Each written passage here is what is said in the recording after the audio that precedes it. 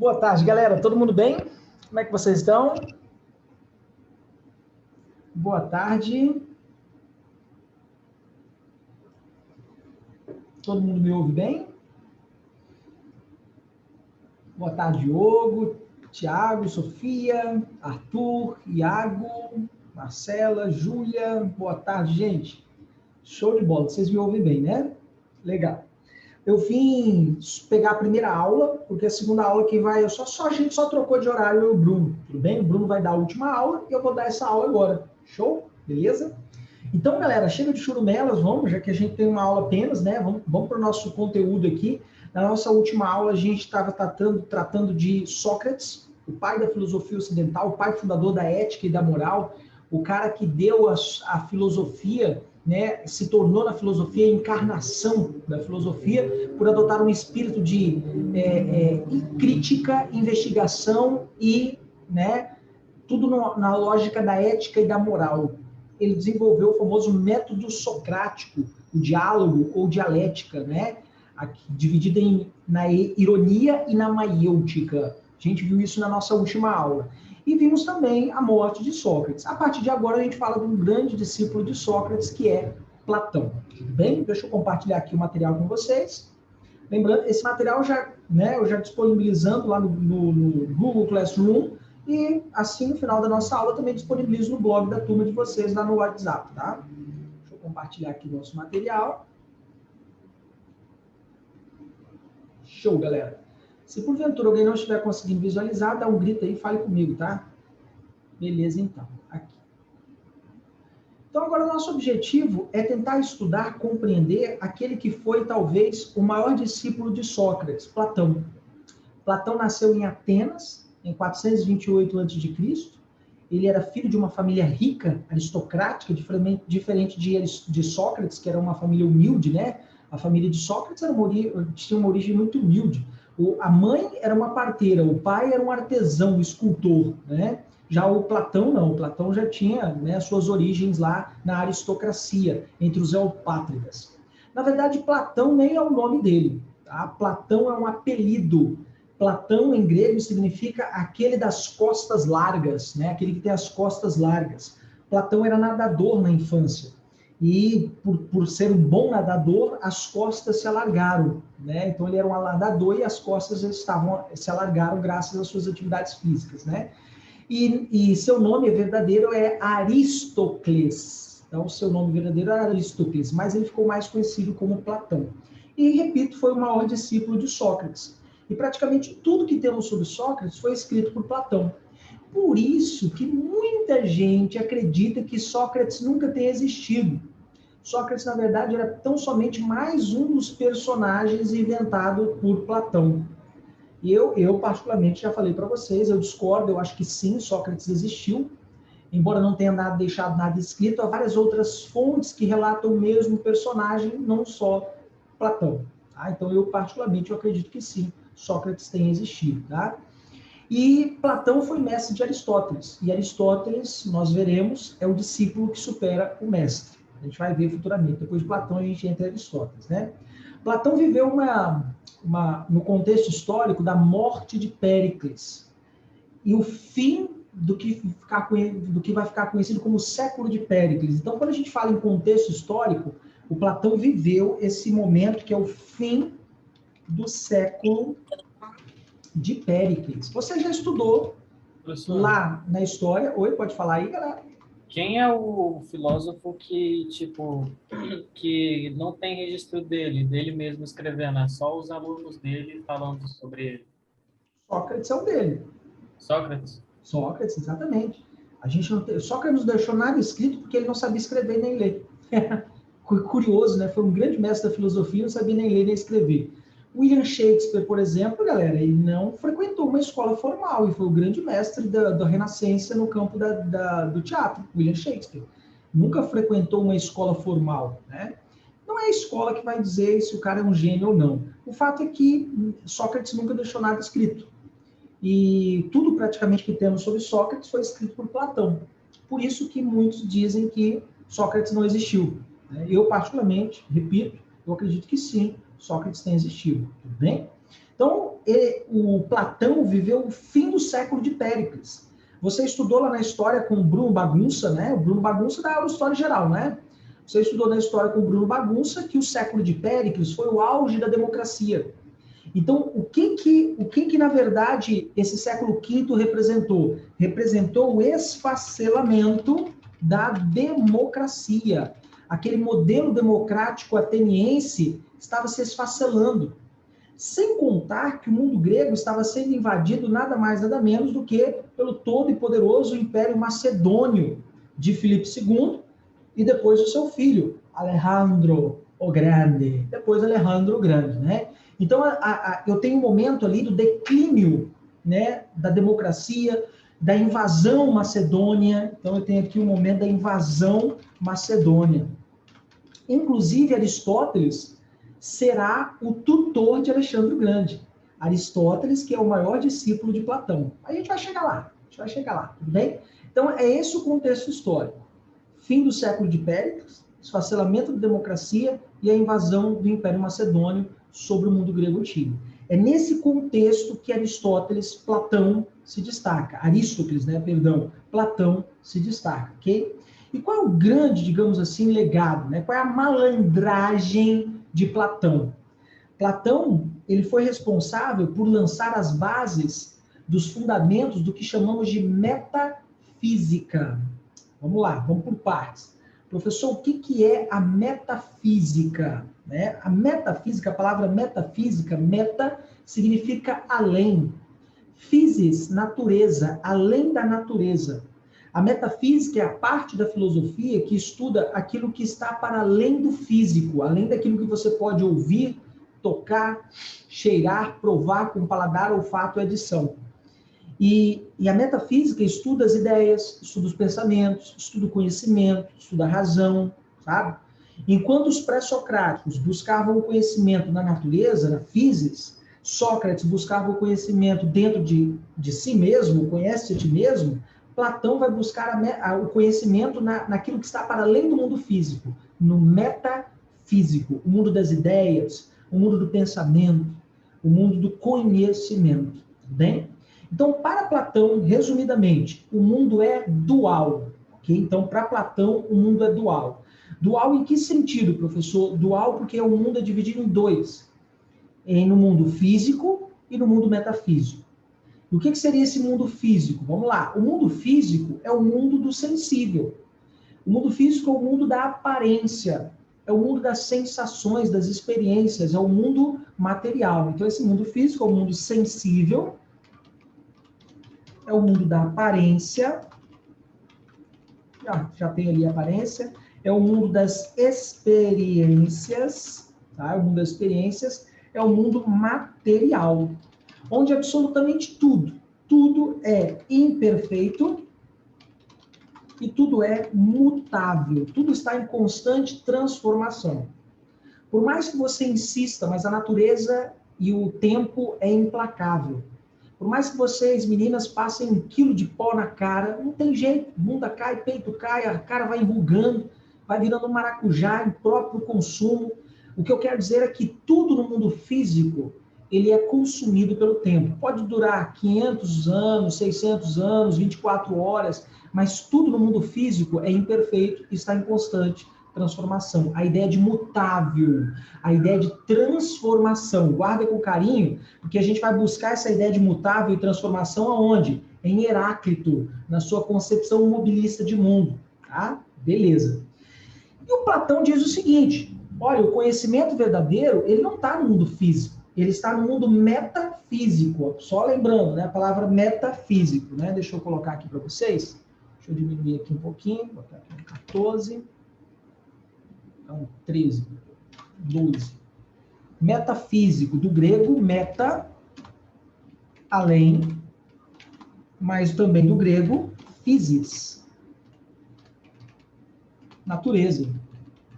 Aquilo que está para além da natureza. O que está para além da natureza? É aquilo que é o mundo inteligível. É o mundo da essência. É o mundo onde tudo é perfeito e imutável. É o mundo da inteligência, do conhecimento. É o mundo do conhecimento, é o mundo da razão, ok? É o mundo da verdade. E esse mundo não é possível de ser alcançado pelos nossos sentidos. O mundo físico você pode experimentar pelo tato, olfato, paladar, audição, mas o mundo metafísico é inalcançável pelos sentidos. O mundo metafísico é o mundo das ideias, ok? Então esse mundo aqui é o mundo das ideias. Metafísico, mundo das ideias. Por isso, inteligível, o mundo da inteligência, o mundo do conhecimento, da razão, da verdade. Tudo nesse mundo é necessariamente perfeito e é imutável. Como assim, professor? Vamos lá, pensa comigo aí. Quando o artesão vai montar uma cadeira, ok? Ele primeiro, antes de usar a matéria-prima madeira para montar a cadeira, ele idealiza, ele pensa essa cadeira no mundo metafísico, no mundo das ideias, no mundo do pensamento, no mundo da razão, entende? Então, um artesão, um ateliê, né, lá no seu ateliê, ele vai, antes de montar uma cadeira, ele primeiro vai ter a ideia da cadeira. Daí esse mundo metafísico, o mundo das ideias. Lá no mundo da ideia, das ideias desse artesão, essa cadeira era perfeita.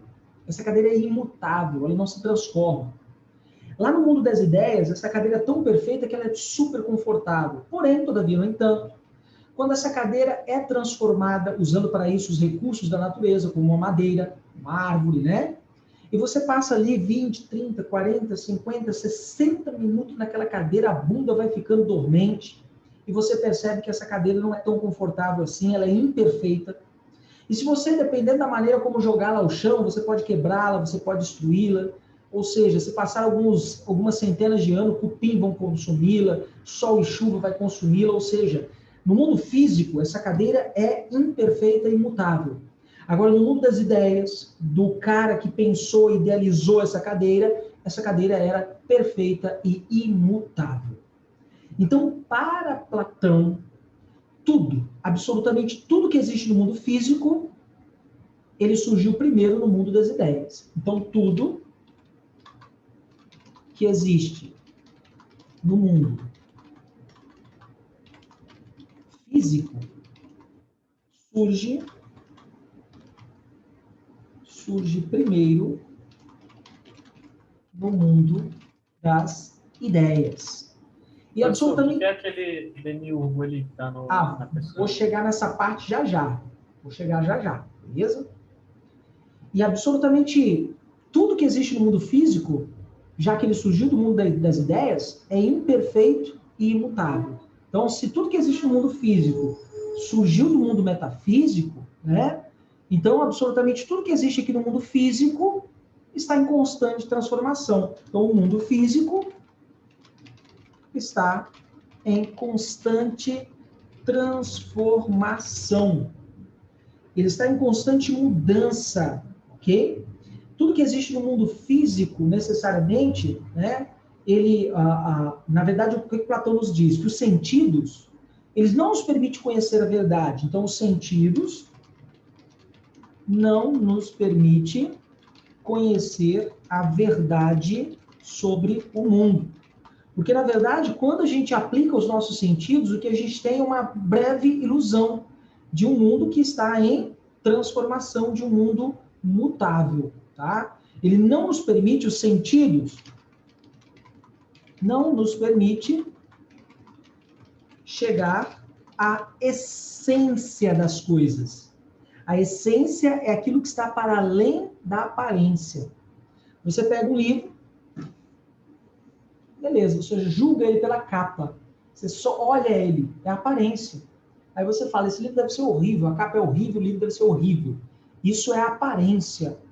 E você faz um pré-julgamento. Você julga pela capa. Quantos de nós já não fomos julgados pela aparência? Quantos de nós já não julgamos pela aparência? Pura e simplesmente por bater o olho, julgamos alguém ou julgamos algo. Isso é a prova de que os nossos sentidos não nos permitem conhecer a realidade como ela é. Quer ver uma outra prova, um outro exemplo? Quando você olha para o Sol, daqui da Terra, você vê uma bolinha de luz lá no céu. Só que, curiosamente, o Sol é 900 vezes maior do que a Terra. Dá a impressão de que o Sol é menor do que a Terra, mas, na verdade, o Sol é 900 vezes maior do que o planeta Terra. Entende isso? Então, a sua visão te engana. Nós não conseguimos conhecer a verdade como ela é a partir dos sentidos. Outro exemplo. Quando a gente ouve uma música, uma orquestra, por exemplo, a gente nada sabe sobre que tipo de instrumento, ou mesmo a afinação, as notas musicais. Você apenas ouve a melodia, acha até bonito, às vezes a melodia é capaz de tocar os seus sentimentos, mas se você não estudar a música, você simplesmente ouve sons. Às vezes até harmoniosos, às vezes não, mas você ouve sons. Então a gente pode concluir que o conhecimento que parte do sentido é um conhecimento limitado. Então o conhecimento usando os sentidos, que provém dos sentidos, é limitado. É isso que o Platão vai nos dizer. E a verdade, na verdade, está onde? A verdade, na verdade, né? A verdade está no mundo sensível. A verdade está no mundo metafísico, no mundo das ideias, no mundo inteligível, no mundo do conhecimento, da razão. E aí a grande questão é como chegar nesse mundo. E mais ainda, né? Da onde Platão tirou essas ideias? O professor diminuiu aqui um pouquinho, para ganhar um pouquinho mais de espaço. Da onde Platão bebeu da fonte? Quem é que influenciou o pensamento de Platão?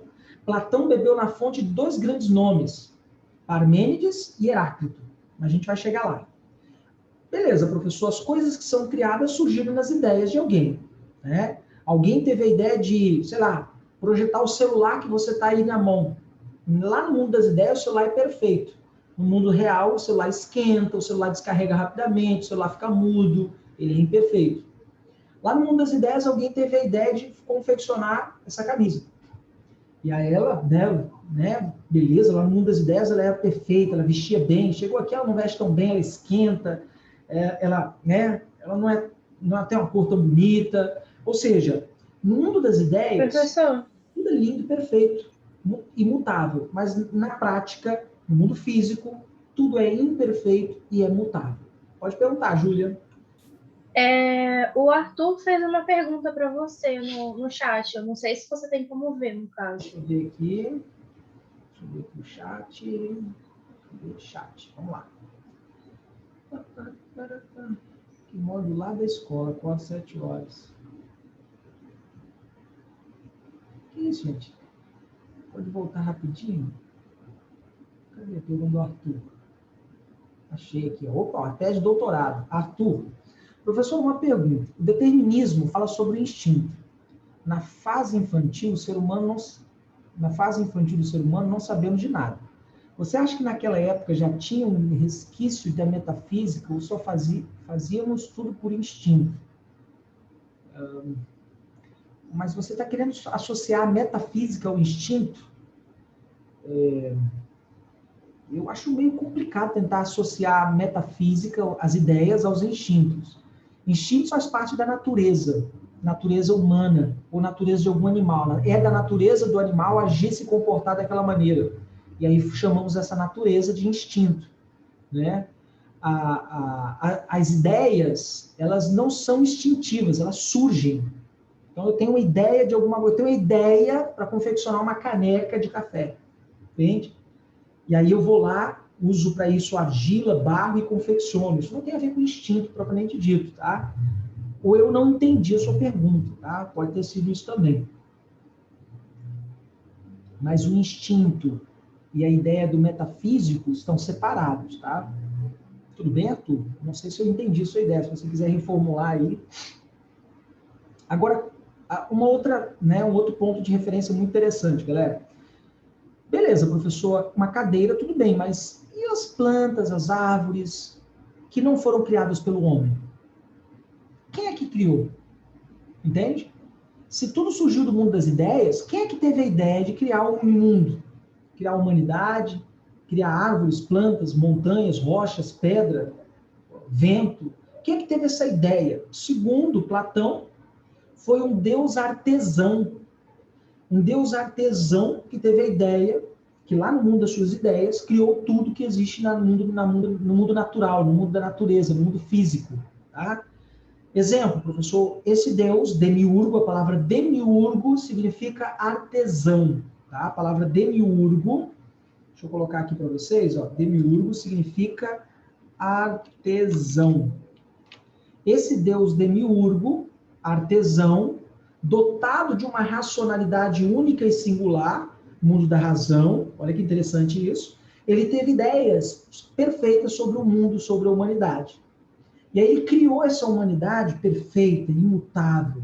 E aí a humanidade foi lá e cometeu o pecado e se corrompeu. Bem cristianismo isso, né? Bem teologia cristã. Mas, segundo Platão, tudo que existe na natureza foi criado por um Deus artesão, um Deus demiurgo. Por isso a palavra demiurgo está aparecendo aqui, ó. Uma árvore, por exemplo, não é uma criação humana, é uma criação de um Deus. E esse Deus ele chamou de um Deus artesão, Deus demiurgo. Tudo bem? Por isso o termo demiurgo ali. Alguém tinha perguntado antes, tá? Vamos lá, galera. Perguntas sobre essa ideia de mundo físico e metafísico. Tudo bem?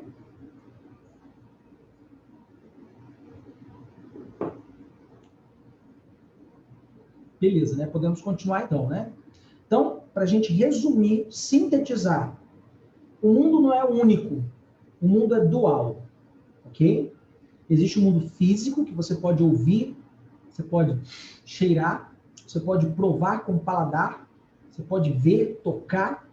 Esse mundo é um mundo físico, é o mundo da experiência, é o mundo sensível, é o mundo da aparência, onde tudo está em transformação, tudo é imperfeito e imutável.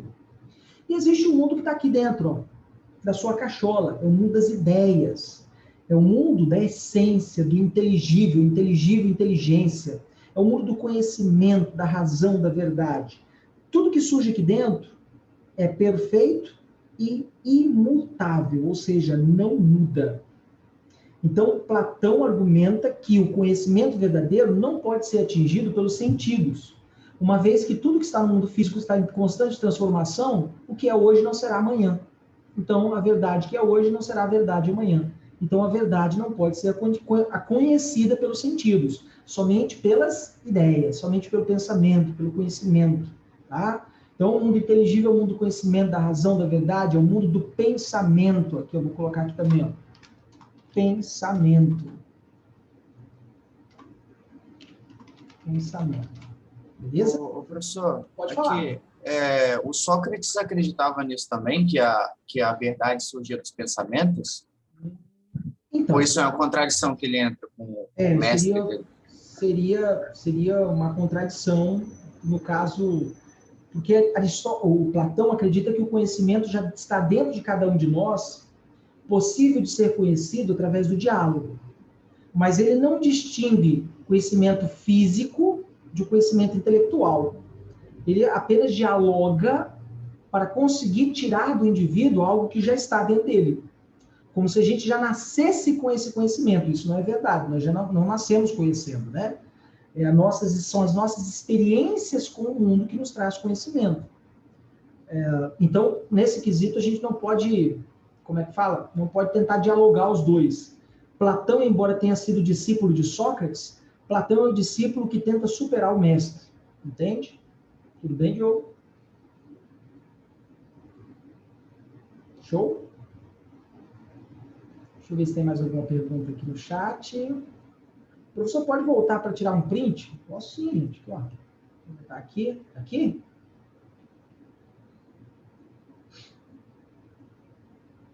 Beleza? Show. Vamos lá, então. E da onde Platão bebeu da fonte para tirar essa ideia de mundo físico e metafísico? O professor Platão foi lá na epistemologia, naquilo que chamamos de epistemologia de Platão, foi lá em Heráclito e Parmênides. Primeiro, o que é essa coisa chamada de epistemologia? A palavra epistemologia vem do grego, significa, né, episteme, conhecimento, logia, logos, estudo.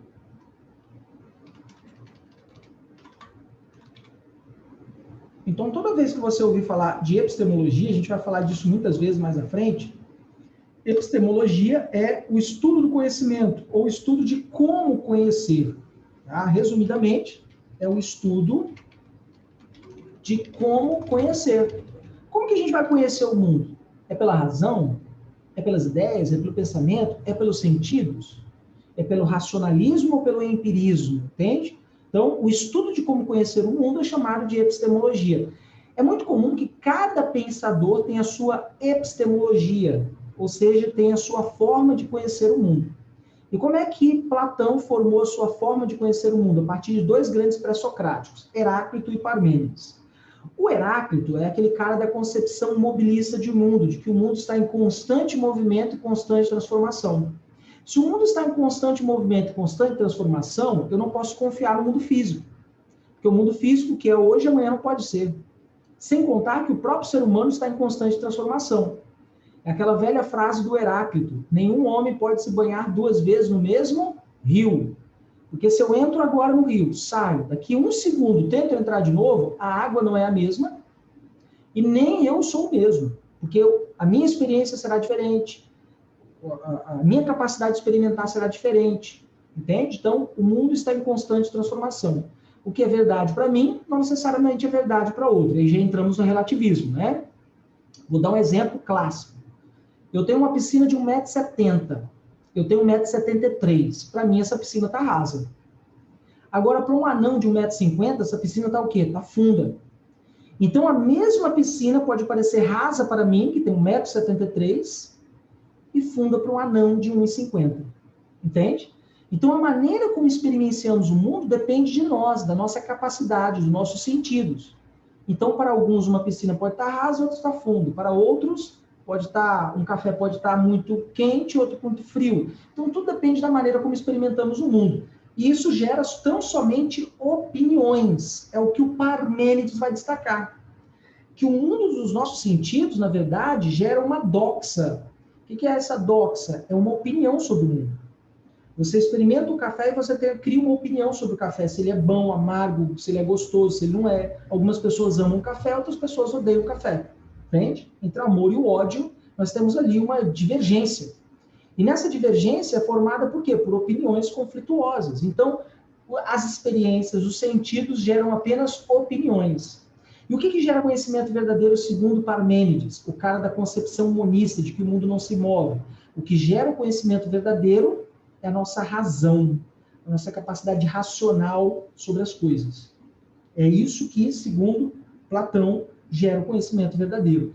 Então, Platão bebeu em Heráclito, no mundo físico, na dimensão sensível, bebeu em Parmênides, na sua dimensão inteligível, e juntou os dois. É isso que Platão fez. Essa foi a malandragem de Platão, galera. Platão juntou os dois grandes nomes do pensamento pré-socrático, Parmênides e Heráclito, e trouxe os dois aqui para a gente contemplar essa ideia de mundo metafísico. Mas, porém, todavia, no entanto, ainda nos resta um problema. Qual é o problema, professor? De como conhecer. Como atingir o conhecimento verdadeiro? Aí Sócrates propõe o método dele. Qual é o método proposto por Aristóteles, né? Por Sócrates, perdão. Sócrates propôs o diálogo. Platão vai propor a dialética. Então, Platão... professor, pode falar. Rapidinho, só antes que você passe muito. Você podia explicar de novo? Eu me perdi, eu não entendi muito bem, não. Qual que era o problema que ele estava tentando resolver com a epistemologia dele? Você falou assim, ali. Vamos lá. O grande problema de toda epistemologia é como conhecer. Entende? Como conhecer a verdade. Se a verdade existe, como é que eu vou chegar nela? É aí que todo filósofo, por exemplo, tem a sua própria epistemologia. Às vezes copia de outros autores, etc. Entende? Você pode conhecer o mundo pelas experiências, experimentando o fato, paladar, visão, audição, ou pode tentar conhecer o mundo pela razão, pelo conhecimento racional, lógico, beleza?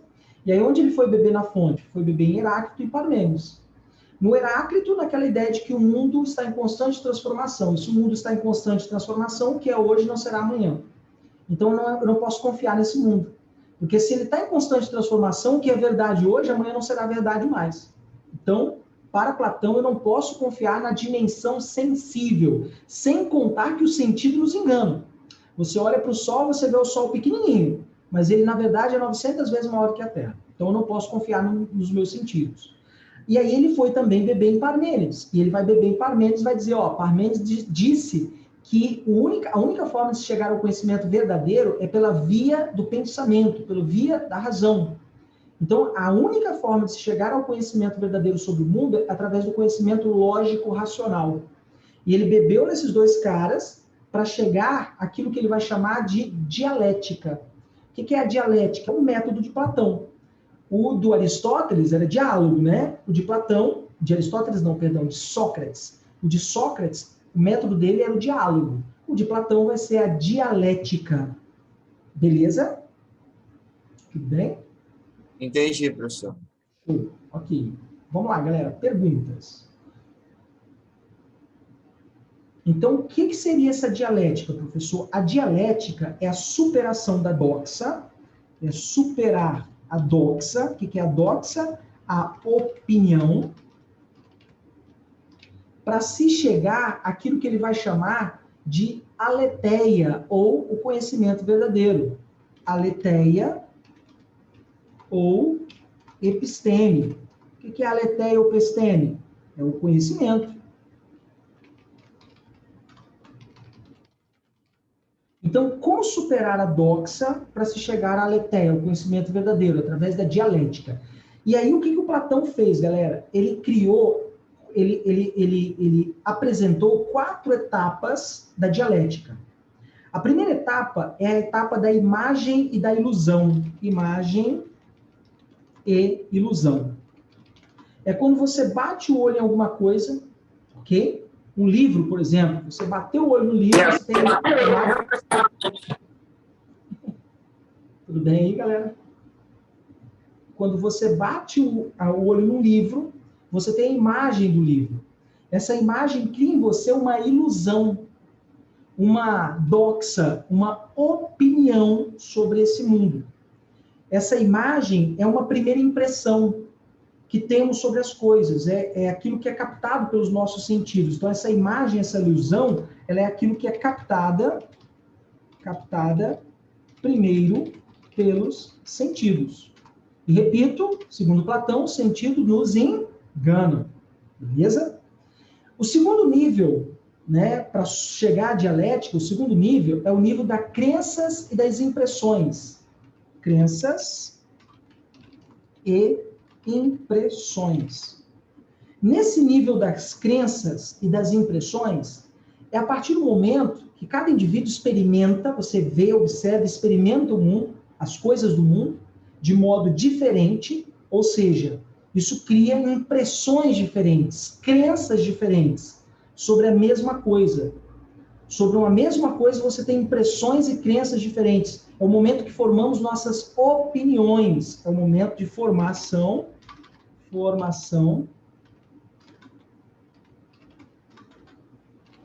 das opiniões. Então, quando você tem o primeiro contato, é a imagem e a ilusão.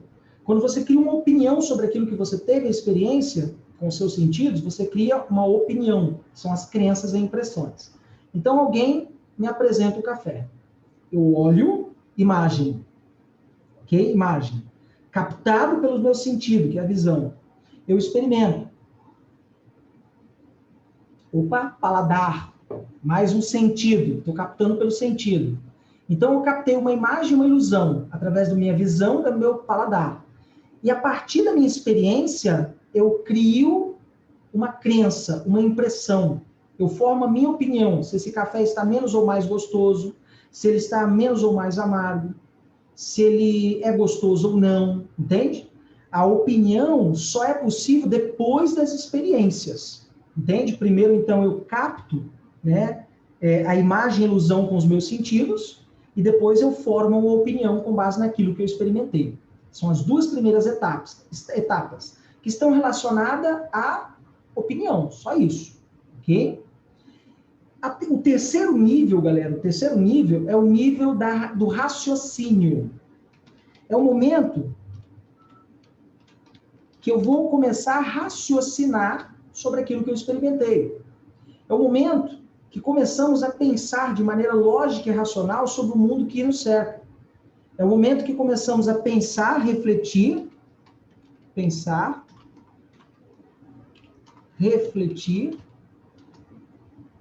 raciocinar sobre o que experimentamos.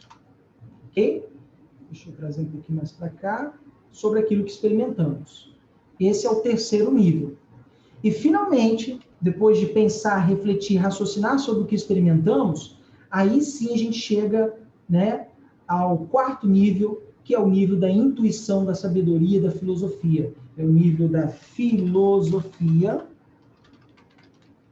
da sabedoria.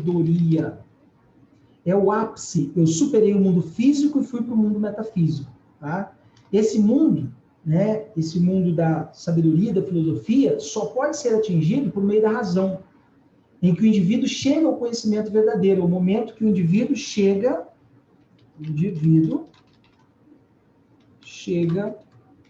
ao conhecimento verdadeiro. Ok? Imagem, ilusão. Ok?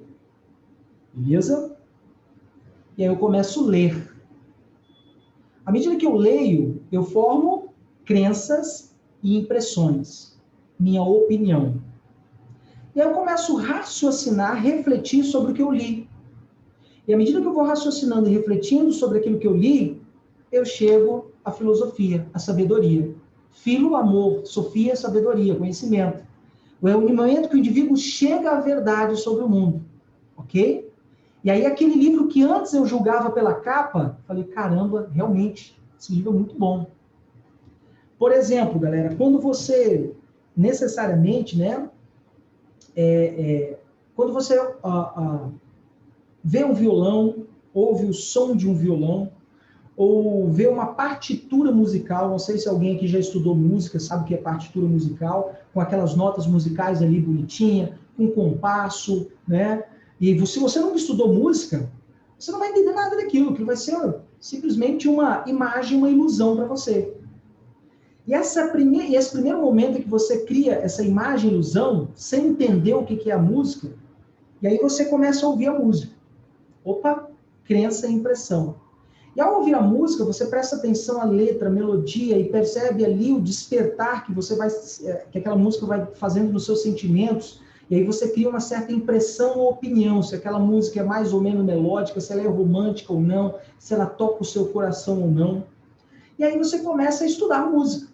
Você começa a estudar música, estuda teoria musical, estuda partitura, usa para isso o seu intelecto, o seu raciocínio. E, finalmente, quando você aprende teoria musical, aprende a tocar um instrumento como um violão, eis que você chega à verdade, à sabedoria sobre a música. E aí, galera, é muito interessante. A partir do momento que você conhece um instrumento musical, aprende a tocar, aprende a teoria musical, a música toca você de uma outra maneira. Toda música que você escuta terá um sentido, uma essência muito maior do que a melodia, do que os sons que são emitidos por uma guitarra, por uma bateria, por um violão. À medida que você conhece as notas musicais, a teoria musical, e conhece de ouvido as notas, dó, ré, mi, fá, sol, lá, si, dó, cara, a música faz outro sentido para você. É o momento que você supera a doxa, a opinião, e chega a episteme, ao conhecimento. É o momento que você supera a imagem, a ilusão, as crenças, as impressões, e chega à filosofia. Vamos lá, galera. Todo mundo entendeu essas 4 etapas? Perguntas.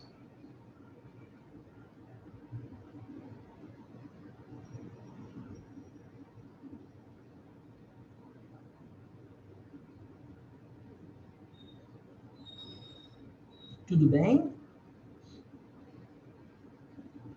Deixa eu ver se tem alguma pergunta aqui no chat. Tudo bem, professor. Pode passar. Tá tranquilo. Beleza? Show de bola. Tem pergunta no chat também, não? Então, a primeira parte, quais são as 4 etapas para se atingir o conhecimento verdadeiro? Primeira etapa, imagem e ilusão. Segunda etapa, crença e impressão. Terceira etapa, o raciocínio. Quarta etapa, filosofia e sabedoria. As 2 primeiras etapas, você forma a sua opinião. As duas últimas etapas, você forma conhecimento. É o momento da aletheia, da verdade, da episteme do conhecimento. Ok? Como é que eu supero a doxa para se chegar à episteme? Através da dialética. Isso aqui é dialética. A dialética é você olhar, analisar, experimentar, você formar opinião, você refletir, raciocinar, pensar e finalmente chegar ao conhecimento verdadeiro. Essas 4 etapas é a dialética. Tudo bem? Beleza? E aí, galera, né, o Platão, o que ele vai fazer? Ele vai nos trazer um mito, o mito da caverna, que é uma síntese de tudo isso que vocês estão vendo. O que o mito da caverna nos ensina, galera? O mito da caverna, ou também conhecido como a alegoria da caverna, tá? Ele nos ajuda a compreender esse processo de atingir o conhecimento. Na verdade, o mito da caverna, o que é? Ele é um diálogo entre Sócrates e Glauco. Sócrates, vocês sabem, foi o mestre de Platão. E Glauco era o irmão de Platão. Glauco era cego. Não é que ele era cego de vista, tá? Ele era cego porque ele era ignorante. E o diálogo ele se apresenta, na verdade, como uma espécie de uma libertação do homem frente ao mundo da escuridão, ao mundo da ignorância. É uma espécie de iluminação da alma rumo à verdade. É uma tentativa de tirar o homem do dogmatismo, da doxa, do senso comum, e levar o homem até o mundo da verdade, ao mundo metafísico. E aí, resumidamente, o que é essa obra? No fundo de uma caverna, alguns prisioneiros estavam acorrentados, ok?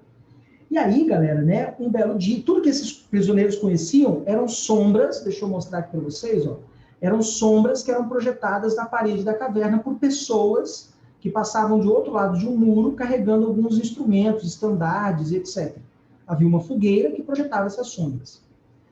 Um belo dia, um dos prisioneiros foge, atravessa o muro, sai da caverna e conhece o mundo fora da caverna.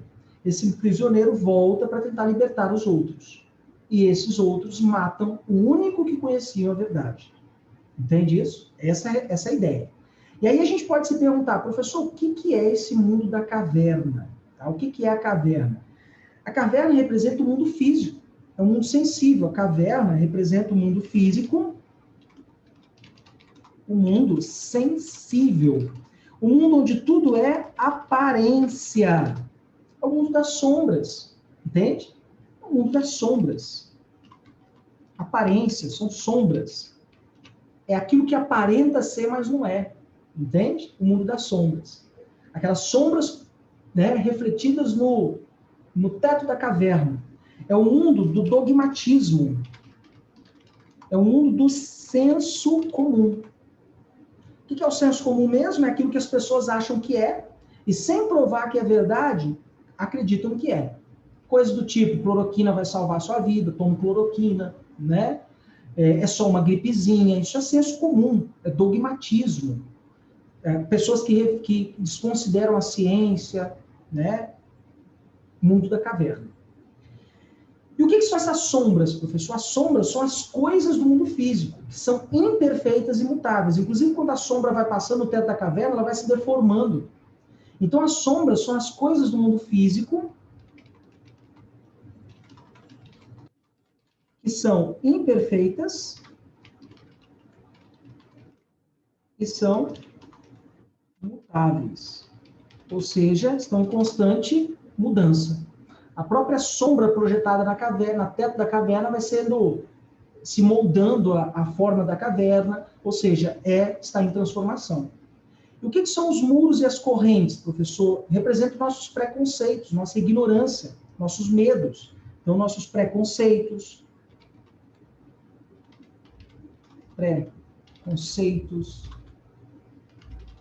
nossa ignorância, nossos medos. Muitas das vezes a gente está acorrentado aos nossos preconceitos, à nossa ignorância. O muro representa o nosso medo. A gente cria muros para se defender daquilo que a gente não conhece, daquilo que a gente teme. É o mundo do muro das correntes. Os prisioneiros somos nós. Somos nós os prisioneiros. E a fogueira, professor? Galera, a fogueira... A fogueira são as falsas ciências. São os gurus, os coach, que oferecem fórmulas, respostas prontas, soluções milagrosas para os nossos problemas.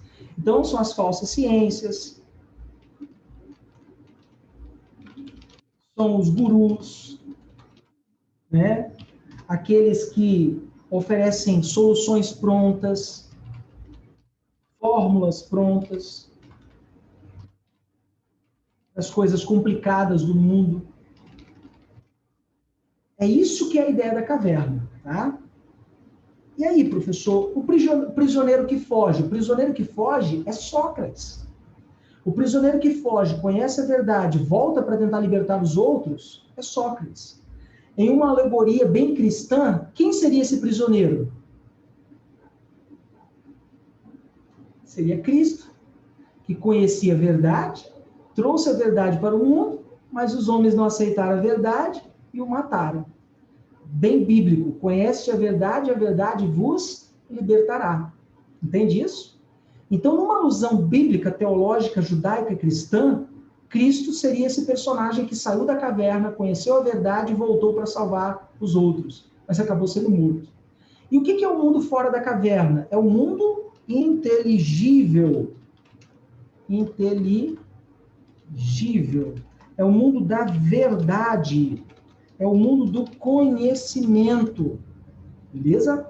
Esse mundo é o mundo da razão. É um mundo onde o sol representa a luz. A luz representa o conhecimento, representa o bem, o bom e o belo. E aí, como é que eu consigo chegar lá, professor? Aqui, ó. À medida que você tem a imagem e a ilusão. Aqui, ó. Imagem. Depois volta lá rapidinho. Volto sim. Imagem e ilusão. Ó. Primeira etapa, né? Primeira etapa. Logo depois da imagem e ilusão vem a crença e a impressão sobre o mundo. E aí você parte para o raciocínio sobre aquilo que você experimentou. E finalmente, quando você sai da caverna, né, você conhece a verdade. A filosofia, o conhecimento, sabedoria, a verdade. Olha que massa isso. O que é o mito da caverna? São essas etapas. As etapas que a gente estudou aqui, ó. Imagem, ilusão, crença, impressão, raciocínio, filosofia e sabedoria. Aqui, ó, o mundo da caverna.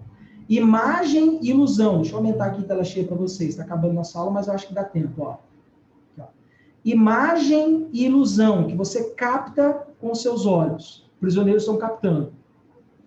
À medida que você olha por cima do muro, por cima dos seus preconceitos, você cria uma crença e uma impressão sobre aquilo que você viu. E aí você começa a sair da caverna e raciocinar. Você começa a raciocinar. Você sai da caverna, você conhece a verdade, o conhecimento, a filosofia. Esse mundo fora da caverna é o mundo metafísico. O mundo de dentro da caverna é o mundo físico. Entende?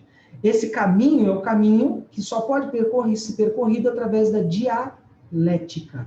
Esse é o caminho, esse é o método proposto por Platão. Tudo bem? Vou voltar aqui para o colega tirar um print. Vamos lá, galera. Perguntas, dúvidas?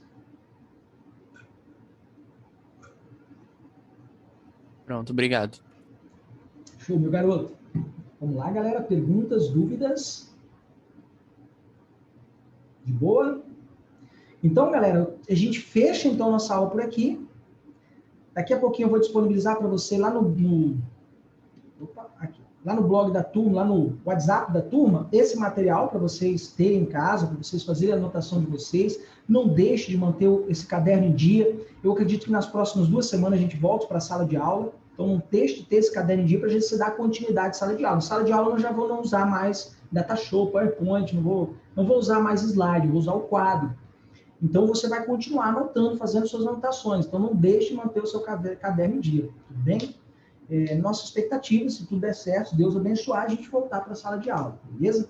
Então, daqui a pouquinho eu vou disponibilizar esse material para vocês, ok? Gente, muitíssimo obrigado pela atenção, boa aula aí com o Bruno e até a próxima aula, tá? Tchau, galera. Um abraço. Até mais, galera. Valeu!